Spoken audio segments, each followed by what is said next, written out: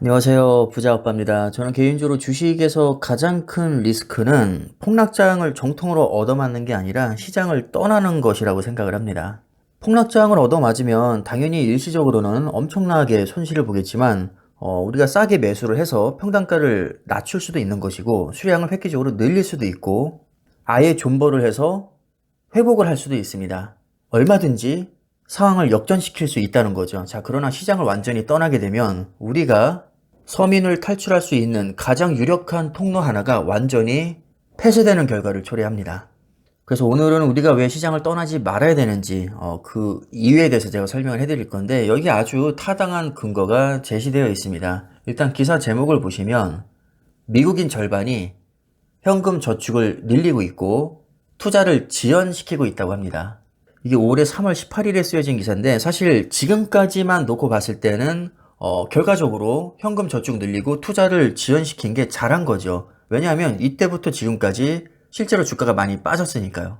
자, 그러나 이 기사의 본래 취지는 그게 아니고 우리가 장기적인 안목을 가지고 접근을 해야지 일시적으로 너무 두려움에 떨면서 시장을 떠날 필요는 없다. 이 얘기를 하고 싶었던 거거든요. 뒤에 내용을 보시면 시장 혼란기에 투자를 중단하는 것은 더 낮은 가격에 돈을 투자할 기회를 놓치는 것을 의미할 수 있다.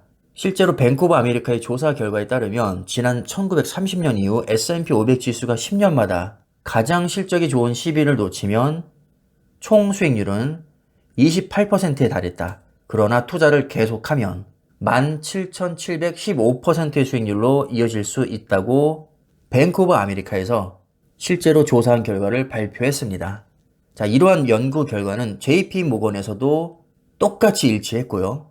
한마디로 무슨 얘기죠? 우리가 시장 상황에 따라서 들락날락거리는 게 결코 좋은 게 아니다.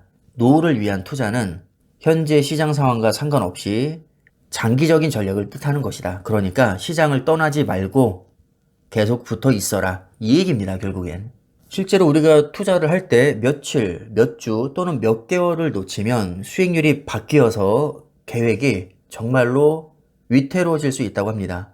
왜냐하면 우리가 시장을 떠나는 기간 동안 수익률이 가장 좋은 날을 놓치면 대부분의 수익이 날아가기 때문입니다. 그래서 이 기사의 취지는 지금 상황이 너무 안 좋아서 사람들이 저축을 늘리고 있고 투자를 이렇게 지연시키고 있는데 자, 그게 장기적으로 봤을 때는 그렇게 좋은 생각이 아닐 수 있다.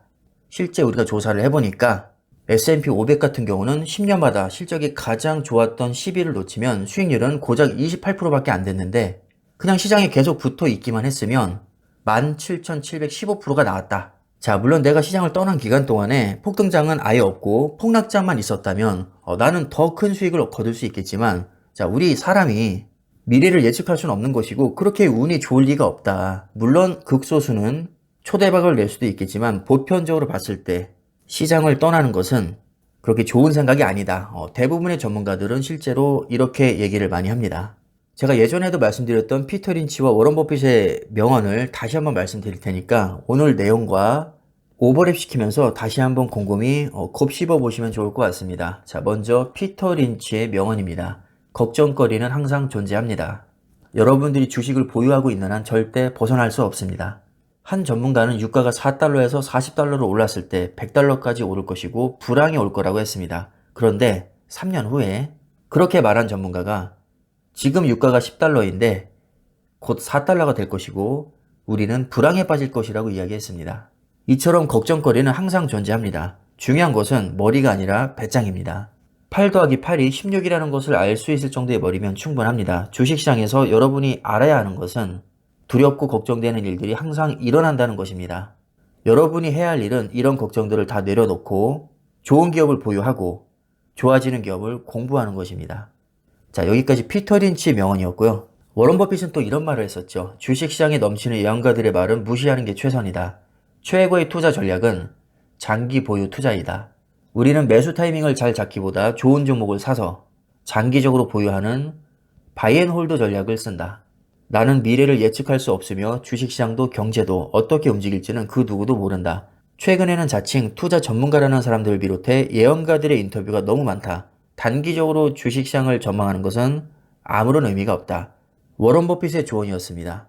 그래서 오늘의 결론을 한마디로 말씀드리면 이겁니다. 좋은 주식을 샀으면 제발 좀 가만히 냅둬라. 그냥 가만히 두면 알아서 잘 올라간다. 오히려 건드리면 수익률이 더 떨어질 가능성이 매우 높다. 자, 이 정도로 해석을 하시면 될 것 같습니다. 그럼 참고하시고요. 영상 여기까지 하겠습니다. 감사합니다.